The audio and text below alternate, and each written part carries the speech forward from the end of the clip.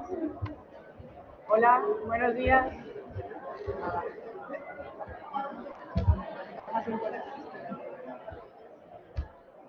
Buenos días. Venga, vamos a comenzar con la sesión general.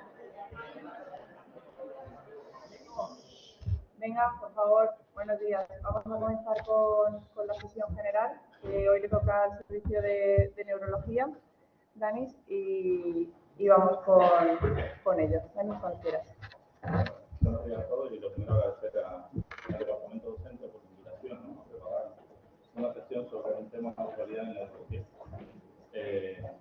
Bueno, vamos a hablar de migraña y anticuerpos monoclonales. Entiendo que en los últimos meses, o quizás en los últimos 2 años, ha ganado un poco mediático bastante relevante. Y bueno, trataré de desarrollar un poco algunas ideas de por qué la atención que ha llamado la migraña y los nuevos fármacos en la migraña en los últimos años. Como tal, trataré primeramente de describir cuál ha sido la evolución de los tratamientos preventivos, aunque hablaremos algo o alguna diapositiva ahora sobre el tratamiento agudo en la migraña.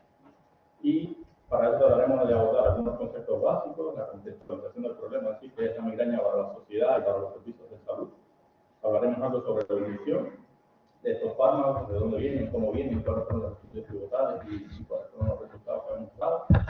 Trataré de mencionar algo sobre fisiopatología para entender por qué han aparecido y de dónde han aparecido. Esta medicina translacional que por hoy estamos bastante bien valorada, porque es de lo que parte muchísimo de las nuevas terapias. Y nada, hablaremos de estudios de eficacia como tal, ¿vale? Su mayoría estudios pivotales, aunque habrá algunos detalles. Hablaremos, bueno, del mundo real, la práctica clínica habitual, qué está pasando y qué se ha visto cuando se ha trasladado a la práctica clínica o al mundo real. Y bueno, y veremos cuál es la situación actual y cuáles son las perspectivas que siguen, ¿no? Entonces, bueno, inicialmente solo quiero, esto es algo que todos conocemos, son los criterios clínicos por los que se define un paciente con migraña. Han cambiado poco, siguen siendo clínicos, es decir, han pasado muchísimos años y ya bueno, son criterios que sobre todo tienen que ver características de dolor, duración de síntomas y síntomas asociados, es decir, no ha cambiado mucho. No hay casi ninguna prueba complementaria necesaria, ¿vale? Y como la mayoría de las cefaleas primarias, es un diagnóstico eminentemente clínico. Ahora, voy a mencionar muchísimo en la charla, ¿no? Lo que es migraña episódica, así ciertos conceptos que se manejan con frecuencia y que son los términos que se utilizan en los diferentes ensayos clínicos, ¿no? Como es la migraña episódica, que son menos de 14 días al mes, la migraña crónica, más de 15 días de cefalea al mes, pero 8 tienen que cumplir al menos criterios de migraña por una duración de 3 meses, migraña episódica de alta frecuencia, migraña episódica de baja frecuencia. Pero como ven, todos son criterios arbitrarios, ¿no? Son consensos, son definición de consenso. La verdad es que entre 10 y 14 días, a un paciente que tiene 10 días, habría que ver lo que lo sufre y cómo lo clasificarían. Y lo cierto es que ya hay nuevas tendencias. La Academia Francesa, sobre todo el grupo de cefalea de la Academia Francesa de Neurología, ya está empezando a hablar que quizás tienen que ser 8 días, que quizás tienen que cumplir más criterios de intensidad y severidad. Si utilizan ciertas escalas de HIT6 y dicen que si un paciente tiene unos 60 puntos más de HIT6, probablemente deba ser clasificado como una migraña episódica de alta frecuencia o crónica, porque realmente utilizar solo la cantidad de días parece solo un criterio muy restrictivo, eso es cierto. Y bueno, ¿cuál es el contexto? ¿Cuál es el problema? Nada, 4 millones de personas en España padecen de migraña, un 12% de la población, 3 millones son mujeres y 1 millón sufre la forma crónica. Eso sí, estamos hablando de 1 millón de pacientes que tienen alrededor de 15 días de migraña al mes, o de cefalea. ¿Sí? Y nada, 1 de cada 4, el 25%, entre un 25 y un 30% necesita un tratamiento preventivo. ¿Quién lo recibe? Bueno, la quinta parte, entre el 15 y el 20%, no más que eso. Esta situación no es solamente de España, ¿no? Esta situación también se ha visto en Estados Unidos, es decir, 1/3 de los pacientes con migraña necesitan, son de forma crónica o migraña de alta frecuencia y necesitan un preventivo. Y solo se habla que de ese tercio, 1/3 lo recibe. Entonces tenemos casi 2/3 de la población de migraña que necesitan tratamientos específicos o tratamientos preventivos y no lo reciben. Entonces, bueno, nada, ¿cuál ha sido evidentemente, con lo que como les he comentado, los tratamientos preventivos son asignaturas pendientes. Es decir, si tenemos algunos fármacos que han sido eficaces y tenemos que 2/3 de los pacientes no lo reciben, evidentemente esta es la asignatura pendiente para los neurólogos que se dedican a la cefalea. ¿Y qué es lo que hemos tenido? Bueno, nada, esto es lo que hemos tenido. Hemos usado medicamentos o fármacos que se habían aprobado con otras indicaciones, pero indirectamente se había visto algún beneficio de la migraña, y es lo que hemos usado: antiepilépticos, antihipertensivos, antidepresivos. Es decir, habíamos usado fármacos que se habían aprobado para otras cosas porque habían mejorado en algo la migraña, pero fármacos específicamente diseñados para la migraña no teníamos. La verdad es que los efectos adversos de estos fármacos también son relevantes, pero bueno, como no había otra cosa, parecía lógico utilizarlos. Y lo otro es que tenían una eficacia relativa, es decir, al no ser diseñados específicamente para un problema, la verdad es que la solución que daban tampoco era de las mejores, pero no había otra cosa. ¿Y qué? Así pasaron quizás 20 años, pero bueno, no sé, si pueden ver que desde el 2004 hasta el 2017, casi 15 años, no ha habido ningún progreso en los tratamientos preventivos. ¿No? Se seguía haciendo lo mismo, un poco más de lo mismo, se aprobó el Botox y no había nada más. Y es llamativo porque ya desde hacía algún tiempo, es decir, desde los años 80 del siglo pasado, desde 1980 o algo así, se habían descrito ya algunos mecanismos de los que vamos a hablar en la fisiopatología. Es decir, ya desde los 80 se conocía que el CGRP, que es el efecto relacionado al gen de la calcitonina, en pacientes que se tomaban una muestra de sangre durante la crisis de migraña, era muy superior en plasma, sus niveles, que los que, tanto para migraña con aura como sin aura, que los que no tenían, que los controles. Y cuando se administraba el Sumatriptan, que era el medicamento que se conocía, se normalizaban estos valores, y eso coincidía con la mejoría de la migraña. Entonces ahí se demostraba de alguna forma que el gen CRTP tenía algún tipo de relación con el ataque agudo y con la fisiopatología de la migraña. ¿Pero qué pasó? Bueno, nada, pasaron muchísimos años, se trató de diseñar algún tipo de fármaco, pero este gen o este efecto relacionado con el gen de la calcitonina tenía muchísimos receptores en diferentes órganos del sistema. Y eso hacía que había que tener mucho cuidado a la hora de diseñar moléculas que fuesen a esta diana, porque el riesgo de que tuviese muchísimos efectos adversos era real. Y nada, así pasó. Alrededor del 2010, 2013, se aprueba el primer repante, ¿vale? En estudios iniciales se vio que aumentaba las transaminasas hasta 3 veces provocando hepatitis y fue retirado, lo puso en el estudio pivotal, no pasó a mucho tiempo. Y así ha sido. Generalmente, bueno, el CGRP que es esta molécula transmembrana que vemos ahí, que se activa un gen de la N-ciclasa y lo que provoca es un aumento en la vasodilatación, ¿vale? Los fármacos que se han diseñado, tanto como los inhibidores, es decir, los antagonistas del receptor, que son los hepantes, como los ligandos del CGRP, son los nuevos fármacos, y uno que es el bloqueador del receptor, que es el RNUMAB. Entonces, cuando estos fármacos ya sobre alrededor del 2010 se empezaron a utilizar y a probar en ese estudio, se habían visto que tenían una eficacia bastante buena, como nuestra red demostraba. Entonces, bueno, nada, estos son algunos de los estudios pivotales. Primero el Calcanesumab, el Emgality. Nada, se ha visto que esto, el EVOR 1 y el EVOR 2, incluyó pacientes con migraña de 4 a 14 días de migraña al mes durante 3 meses, y lo que se apreció, es decir, para nosotros un buen respondedor es el que tiene una disminución del 50% de migraña. ¿Sí? En las consultas de la unidad de cefalea no es que se logre que un paciente esté libre de migraña, eso es un excelente respondedor, que esté 100% libre de migraña, por eso es el menos de los casos. Siendo arriba, los pacientes lo que nos enfocamos que el objetivo es lograr una disminución del 50% de los días de cefalea. Hay algunos pacientes que logramos un 75%, que también son buenos respondedores o excelentes respondedores, y muy pocos el 100% libre de cefalea. Entonces, disminuir el 50% de los días de cefalea se lograba aproximadamente cuando se aplicaba el Galcanesumab entre 120 y 240 miligramos, alrededor de un 62-60%.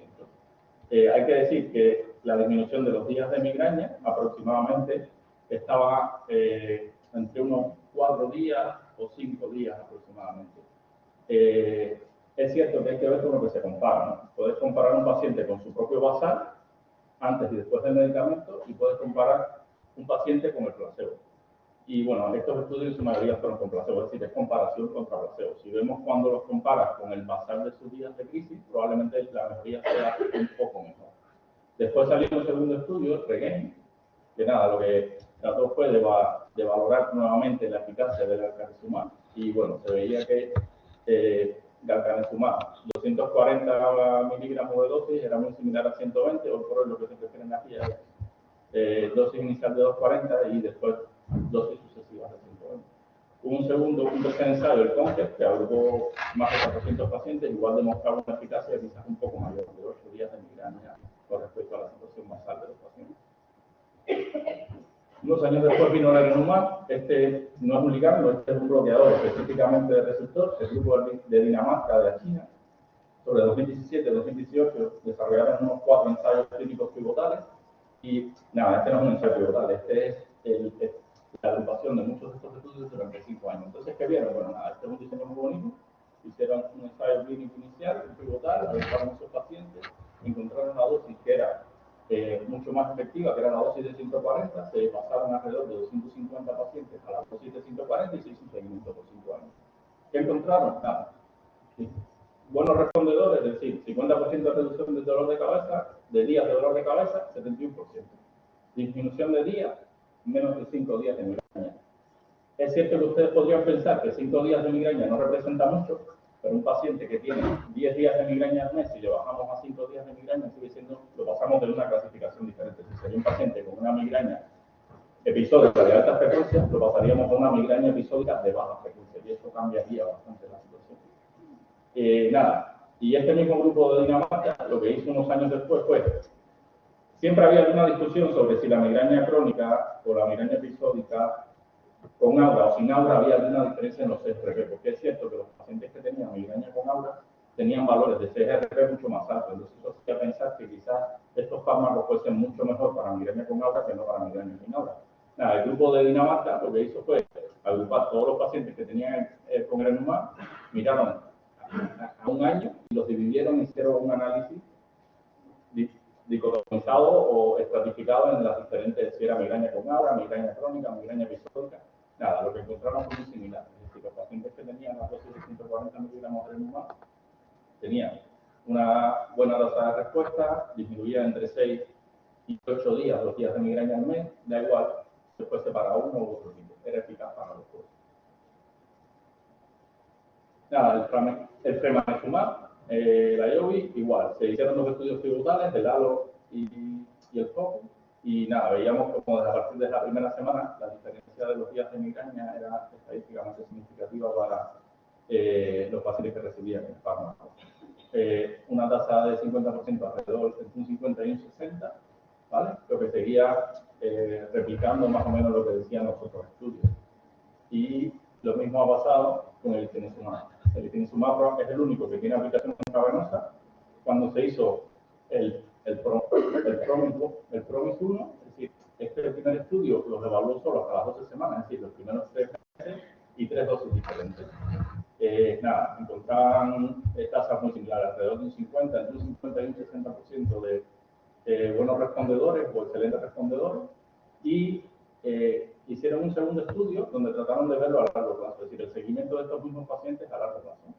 Y lo que podían ver era que incluso a partir de la primera semana ya había unos intervalos muy superiores de mejoría en los pacientes que recibían el Ifinatamab, y es decir, probablemente la administración intravenosa favoreciese un efecto un poco más rápido. Y eso llevó a RELIEF. RELIEF fue un estudio que, es decir, al apreciar que había una mejoría muy precoz, hacía suponer que quizás los pacientes que se administrase el Ifinatamab como fase aguda del tratamiento, estos pacientes también tendrían una mejoría. Nada, igual usamos clasificaciones como las que solemos usar para medir eficacia, y lo que pedimos es que el paciente esté libre de dolor en las primeras 2 horas de tratamiento. Y se veía como el Ifinatamab era muy superior a placebo para lograr eficacia en las primeras 2 horas del tratamiento, lo que dice que probablemente si quieres un efecto rápido o incluso un efecto en la primera semana, el Ifinatamab dentro de los monoclonales puede ser una buena alternativa. ¿Y qué pasó después? Pues nada, en los siguientes años vinieron los repantes, que ya, como les había comentado, no son fármacos nuevos. Se sabía que había repantes desde los años 90, 80, se habían propuesto como los primeros fármacos incluso que bloqueaban el CGRP, y estos fármacos lo que no habían logrado desarrollarse completamente. Pero bueno, ya después de unos años se desarrolla. Este es el primer estudio pivotal en 2019 en fase aguda, es decir, el rimegepant inicialmente se diseñó como un fármaco en fase aguda, que es para lo que tiene aprobación hoy por hoy por la EMA, por la FDA, pero en el estudio pivotal se veía como que un alivio del dolor más allá de las 48 horas o después de las 48 horas de una dosis de rimegepant, de Depidura, se mantenía estadísticamente significativa hasta en un 40% de los pacientes. Y eso fue muy llamativo, y eso hizo pensar que probablemente este medicamento también tuviese alguna eficacia como preventivo. Y se hizo un segundo ensayo en 2021 por el mismo grupo de trabajo. Se veía cómo había eficacia también como preventivo, y además de eso se veía que con una tasa muy baja de efectos adversos, era muy seguro. En comparación con placebo no había casi ninguna diferencia, excepto por un poco más de náuseas, faringitis o sinusitis. La verdad es que hay otros fármacos que tienen aplicación en fase aguda, como el rimegepant, el urogepant y el sargepant. Estos todavía no tienen, es decir, no se comercializan en España, y en otros sitios de la Comunidad Europea tampoco hay tanta comercialización. El urogepant quizás un poco más. Pero bueno, en fase aguda no vamos a hablar, quizás más adelante dejamos alguna diapositiva para que podamos ver qué tal.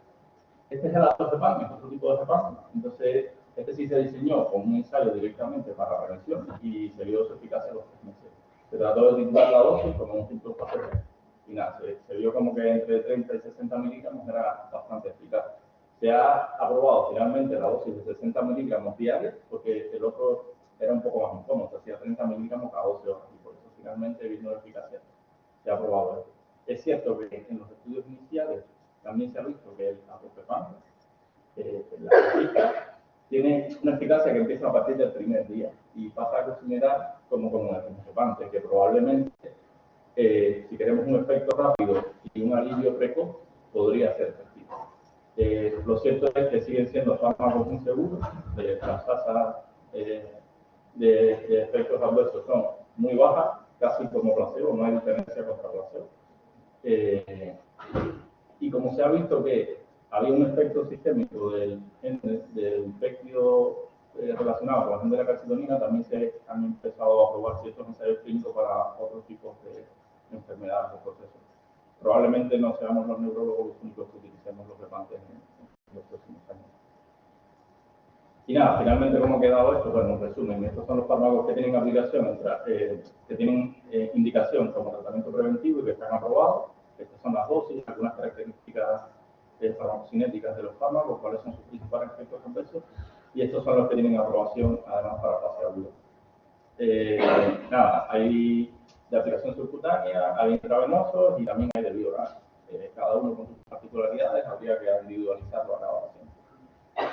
En cuanto a los tratamientos en fase aguda, bueno, nada, acaba de salir 2 metaanálisis importantes. Han agrupado pacientes en muchísimos sitios de tratamiento, es decir, este último 90.000 pacientes de los estudios pivotales, nada, y lo que se ha visto es esto. Probablemente los repantes sean efectivos, sí lo son, pero cuando los han comparado contra triptanes, que es nuestro estándar de tratamiento agudo de la migraña, la verdad lo que no se ha visto que sea superior. Sí tienen un mayor precio. Ahora, lo que sí está claro es que tienen una mayor tasa, una menor tasa de eventos adversos. Es decir, los triptanes una mayor tasa, es decir, los repantes una menor tasa. Y probablemente el paciente con mucha comorbilidad o con factores de riesgo habría que considerarlo. Pero bueno, esto es fase aguda. Como decía, nuestra asignatura pendiente son los preventivos y vamos a los preventivos. Entonces, nada, con todo esto que les he mostrado, a la agencia europea no le quedó ninguna otra cosa que nada, habría que aprobar los nuevos medicamentos, sin duda. Es una eficacia bastante clara y con una seguridad bastante alta. Entonces, nada, para pacientes con más de 4 días al mes, la EMA y la FDA tuvo que aprobar estos nuevos fármacos, y lo que se propone es que al menos tengan intolerancia o hayan tenido fallos a otros 2 tratamientos preventivos. Entonces, según la experiencia que había de anticuerpos monoclonales, lo lógico era pensar, bueno, sí, las enfermedades reumatológicas y demás, lo lógico era pensar, bueno, causan inmunosupresión, tienen riesgos de infecciones, incrementan neoplasia, el efecto sobre el sistema cardiovascular, anticuerpos neutralizantes, es decir, desarrollarían a la larga anticuerpos neutralizantes. ¿Qué pasa con los grupos especiales, o diríamos con los grupos que solemos dejar fuera de los ensayos clínicos? Las embarazadas, la lactancia, los pequeños, ¿no? Y bueno, nada, lo que se ha visto en estos años es que no tienen un rol importante o protagónico en el sistema inmune, no causan inmunosupresión. Hasta el momento no se ha reportado un riesgo o una incidencia mayor de neoplasia asociada a ello. Las tasas de anticuerpos neutralizantes varían según los diferentes estudios entre un 0 y un 12%, pero la verdad es que no han tenido un efecto clínico significativo. ¿Sí? En los diferentes pivotales y en los estudios de seguimiento a largo plazo no se ha visto que ha decaído la eficacia de estos medicamentos. Y por el momento están contraindicados en estos grupos que no han sido estudiados.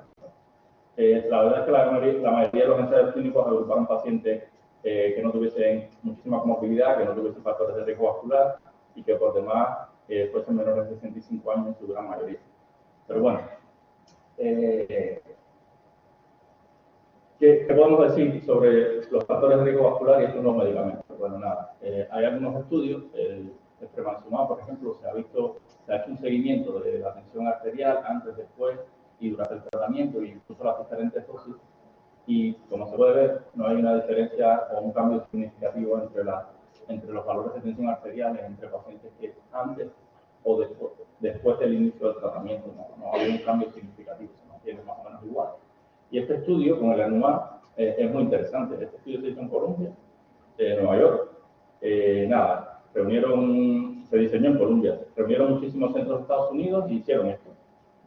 Eran pacientes con un elevado riesgo vascular, es decir, estos eran pacientes que tenían una coronaria al 50% o tenían un stent o una angioplastia. ¿Y qué fue lo que hicieron? Nada. Se hicieron un seguimiento muy estricto, es decir, ecocardiogramas seriados, se llevaron una prueba de ecometría y se hizo un análisis se les aplicó una infusión de Anumab o una infusión de placebo y se vio en qué punto desarrollaban cambios eléctricos y en qué punto aparecía la angina clínicamente.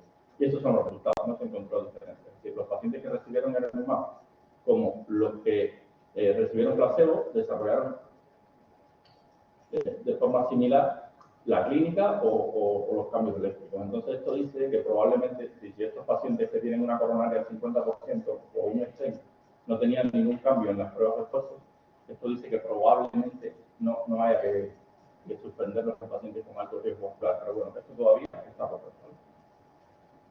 Nada, y esto es una serie de casos de pacientes de mujeres que quedaron embarazadas de forma no planificada y se encontraban tomando alguna de estas terapias. Lo cierto es que en la EMA hay alrededor de 286 casos expuestos sin ningún efecto adverso relacionado al PET y hay unos 137 casos que sí tienen algún tipo de efecto congénito durante la toma del medicamento, de estos medicamentos monoclonales. Por eso, control no está aprobado. Pero bueno, este estudio, ¿qué es lo que viene a decir? Bueno, nada, ellos hicieron mediciones antropométricas, se vio un seguimiento del embarazo y todo, ¿y qué ha pasado con estos pequeños? Y este estudio lo que viene a decir es que probablemente en los pacientes, es decir, en el periodo periconcepción, no tengan que suspender activamente estos fármacos, los anticuerpos monoclonales. Es decir, pueden seguir su tratamiento y si por algún motivo quedasen embarazadas o suspenderlo con un periodo de tiempo corto y parecen seguros. Y entre otras cosas porque se ha visto que estas moléculas no atraviesan la barrera uteroplacentaria, entonces parecen seguros. Pero bueno, el mensaje es, están contraindicados, pero paciente que quede embarazada con alguno de estos suspendiendo el medicamento de forma precoz, probablemente tenga que hacer un seguimiento, pero probablemente no tenga respuesta. Es el mensaje hasta ahora que se está tratando de consolidar. Y bueno, les he contado muchísimo contra placebo y me dirán, bueno, no tiene ningún sentido hacer estudios y comparar contra placebo cuando tienes algún medicamento que va a ofrecer algún beneficio y tiene la mitad del precio. Entonces, ¿qué estudio hay que compare estos fármacos con la terapia estandarizada hasta el momento? Bueno, nada, el ERME es un ensayo que se hace muy poco. Nada, comparar un topiamato, que es como de nuestros preventivos de más eficacia, y se ha visto que no, los monoclonales, el Anumab en sí es muy superior al topiramato. Y los datos que se recogen aquí, que decía la doctora Ana, nada, esto fue hace algunos años, cuando se empezó a aplicar el esquema en el Hospital Universitario de Toledo, y nada, se veía que había una disminución en comparación con los pivotales. Es decir, con el halo que les había mostrado, los pacientes con esquema no sumado tenían una mejoría un poco superior a los ensayos clínicos. Y si bien era una muestra pequeña, pero ya se veía un efecto relativamente bueno con una seguridad bastante alta. Y lo mismo ha pasado en los diferentes estudios que han aparecido después. Por ejemplo, este estudio, 7 países europeos, casi 6.000 pacientes, 35 hospitales, nada, se ha visto que probablemente los resultados a los 6 meses sean un poco superiores a los ensayos pivotables, en práctica clínica habitual. Se ha visto que la tasa de retirada de tratamiento es muy baja, solo de un 8%. La eficacia al tener un 50% de días menos de migraña está alrededor de un 60, entre el 50 y un 60%. Y nada, se ha visto que hay mejores resultados cuando el dolor es unilateral, en ancianos y en ausencia de depresión. Llama la atención lo de los ancianos, porque si decíamos que eran grupos no estudiados, pero en práctica clínica habitual se está viendo que tienen muy buena respuesta. Y este estudio es muy interesante, fue liderado por la doctora Pozo Rossi, es una investigadora de Valdeorro, y nada, es un estudio que ha sido bastante comentado en los últimos meses, porque nada, lo que se propuso este grupo es que si tenemos fármacos que son seguros y que tienen muy buena eficacia, ¿por qué tenemos que esperar a fallar 4 profilácticos para iniciarlos? ¿Por qué no iniciarlos cuanto antes? Y lo que hizo este grupo es, vamos a comparar pacientes que fallen a 2 profilácticos, no nos vamos a dar otra vuelta, vamos directo al monoclonal y vamos a ver otros pacientes que sigan el ritmo habitual, donde fallan a 1, fallan a 2, que se intenta un tercero o a veces hasta un 4. ¿Y qué fue lo que encontraron? Nada. Los pacientes que tenían un inicio precoz tenían 6 veces más probabilidad de recuperar una buena situación basal que los que se seguía probando otros fármacos. Y los pacientes que iniciaban directamente con un monoclonal tenían más probabilidad de continuar con ese monoclonal sin abandonarlo y tener mejores resultados a largo plazo. Entonces, teniendo en cuenta esta evidencia de la práctica clínica habitual y este nuevo ensayo donde decía que no había que retrasarlo, este concepto como que de dejar fallar 2 preventivos o 3 preventivos para expresar un nuevo monoclonal, se va haciendo un poco obsoleto. Lo cierto es que tampoco es algo agradable para las aseguradoras, ¿no? Porque son fármacos que tienen un costo mayor, pero tienen una eficacia mayor. Entonces, bueno, ahí estará el punto. Y cuando estos monoclonales fallan, ¿qué suele pasar? Bueno, nada, este fue un estudio que trató de comparar qué era mejor, si se podía asociar o no algún tipo de otro tratamiento preventivo a los nuevos monoclonales.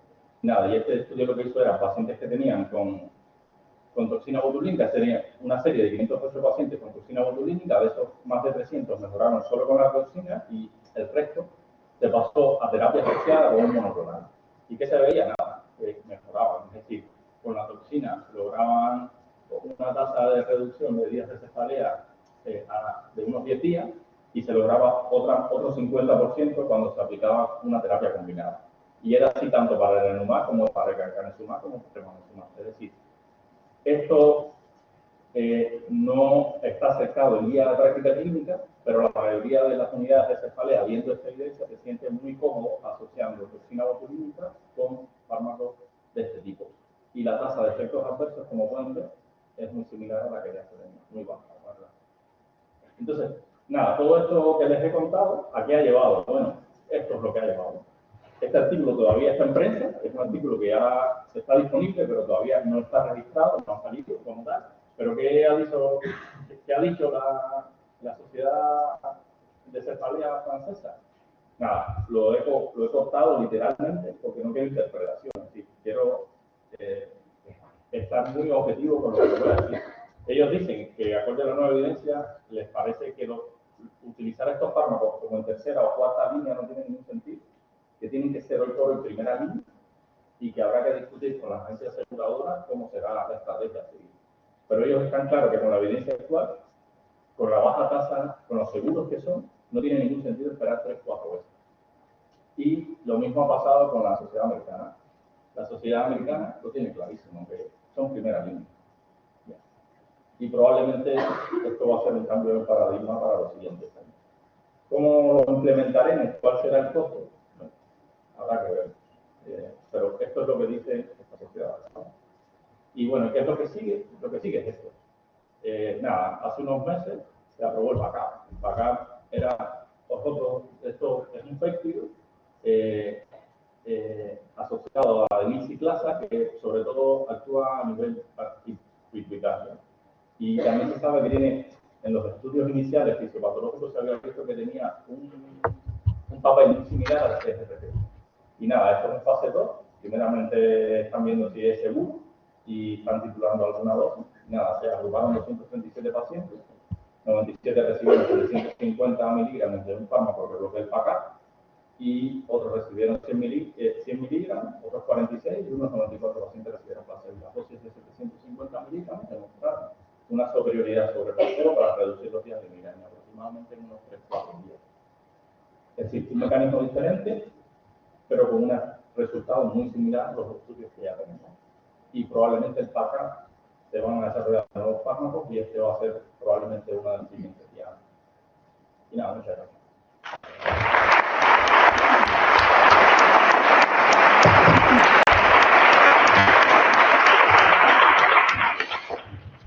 ¿Alguna pregunta que queráis? Muchas gracias, Dani. Muy bien la sesión. ¿Alguna pregunta por ahí? Yo quería preguntaros, si no hay ninguna pregunta de momento, dos cosas. Uno, ¿qué nos podéis decir de vuestra experiencia clínica aquí?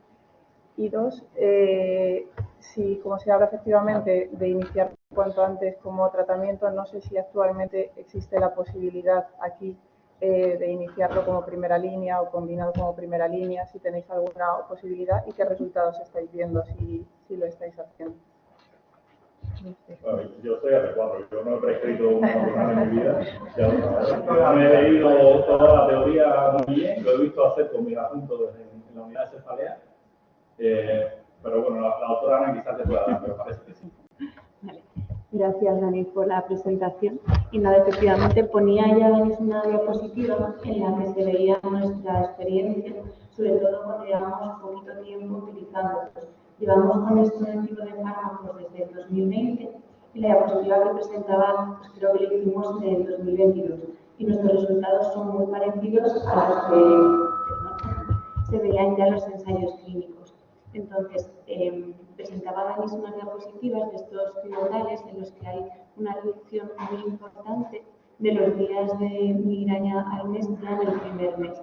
Esta misma curva es la que hemos visto que se reproduce en nuestros pacientes, con una reducción muy significativa en el primer mes de uso de estos fármacos que luego se van manteniendo a largo plazo. Esta es de Tremanezumab, pero es superponible en el resto de los tratamientos preventivos que estamos viendo, con lo cual es una experiencia muy similar a la que esperábamos encontrar con los ensayos clínicos. Ahora que llevamos ya más tiempo utilizándolos, estamos viendo que esta eficacia se mantiene y que de hecho cuando lo retiramos hay un porcentaje de pacientes que necesitan reintroducirlo. Inicialmente, cuando empezábamos a pautar estos tratamientos, lo hacíamos solamente durante un año. Las guías, como ha mencionado Dani, tampoco son muy claras en cuanto a cuándo iniciarlos y cuándo suspenderlos. Y nos decían que de 12 a 18 meses. Es un poco lo que hemos ido haciendo y lo que hemos visto es que la eficacia se mantiene y que no aparecen nuevos efectos adversos. Sí que aparecen, pero generalmente son muy leves, no suponen una retirada del fármaco, como ya nos decían que iba a ocurrir, y la mayoría de las veces están relacionados pues, con la propia inyección del fármaco, un poquito de hematoma, dolor, pero generalmente cosas leves y con molestias a nivel digestivo, fundamentalmente estreñimiento. El estreñimiento sí que en algún caso puede ser un factor limitante que suponga pues, una retirada del fármaco o un cambio, pero no son casos muy habituales, pero puede ocurrir. Y en cuanto a los gepantes, estamos empezando ahora con ellos. Aquí el que nos han aprobado es el atogepante, el rimegepante lo tendremos que volver a intentar, puesto que desde farmacia no nos permitieron utilizarlo y la experiencia que estamos teniendo es buena.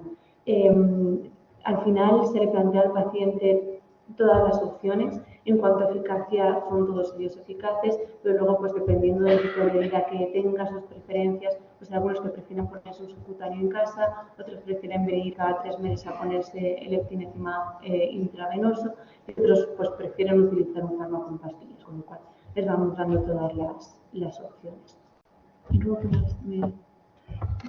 Sí, preguntaba si habéis tenido la oportunidad de hacerlo como primera línea. Sí, como decía Dani, realmente la división entre migraña episódica y migraña crónica es completamente artificial, es un límite que hemos puesto nosotros pues, para intentar ordenar a los pacientes y ver qué tratamiento utilizamos en cada caso. Entonces, una migraña episódica de alta frecuencia, que se define como aquella que tiene 8 o más días de cefalea en el mes, desde el punto de vista fisiopatológico y de las comorbilidades, de respuesta al tratamiento, es más parecida a una crónica que a una episódica de baja frecuencia. Entonces, la tendencia que estamos teniendo es a utilizar este tipo de fármacos de manera más precoz. Realmente la financiación, que ha sido el problema, es está financiado para aquellos pacientes en los que han fracasado 3 o más fármacos, que es el problema. O sea, por indicación, realmente lo que nos decían las guías era que con 4 o más días de migraña al mes, independientemente del número de tratamientos previos, se podía utilizar, pero aquí estamos más limitados por eso. No obstante, en cuanto vemos que nos es posible, estamos intentando ponerlos. No tiene sentido que teniendo un fármaco dirigido para esto, estemos previamente utilizando pues, antidepresivos, antihipertensivos para una patología que ahora mismo sí que tiene un tratamiento específico. Muchas gracias. ¿Alguna pregunta más?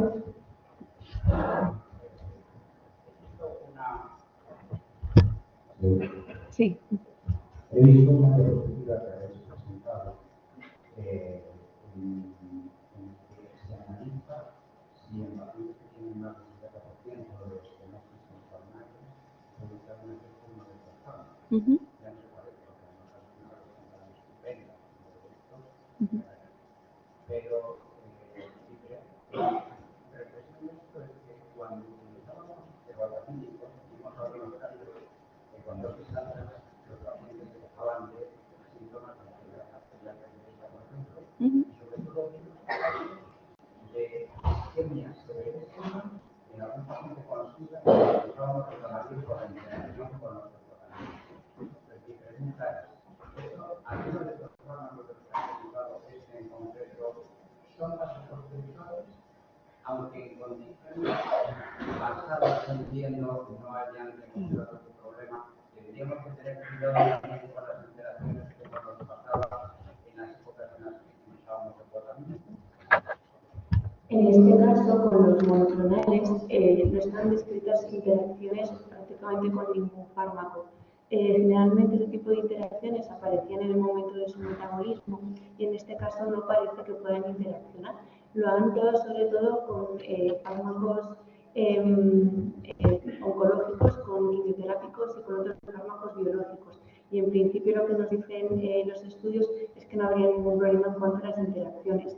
El tipo de paciente que planteas de verdad que es muy concreto y quizá en este tipo de pacientes sí que haya que tener una precaución un poquito especial. No creo que sea una contraindicación como tal, porque no son fármacos vasoconstrictores.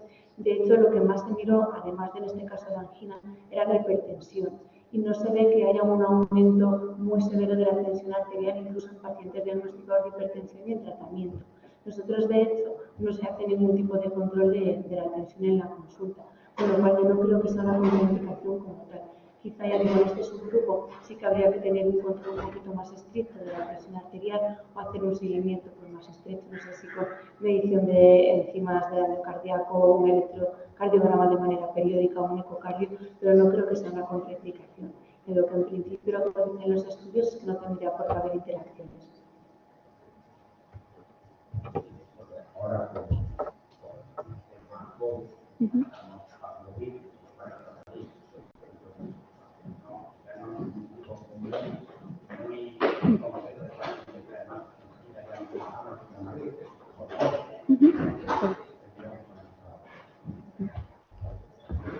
Pues ya digo que priori no debería haber ninguna precaución especial. El ritonavir, no sé si ahora mismo para COVID lo ponéis durante un tiempo prolongado o es una cosa muy limitada en el tiempo. Entonces no creo que haya ningún tipo de problema. Y menos si no se hace coincidir con la administración del fármaco, que quizá en el pico de administración sí que puede haber más complicación, pero simplemente difiriendo la administración de uno y otro no tiene por qué haber contraindicación. ¿Alguna pregunta más? Pues, cerramos la sesión aquí.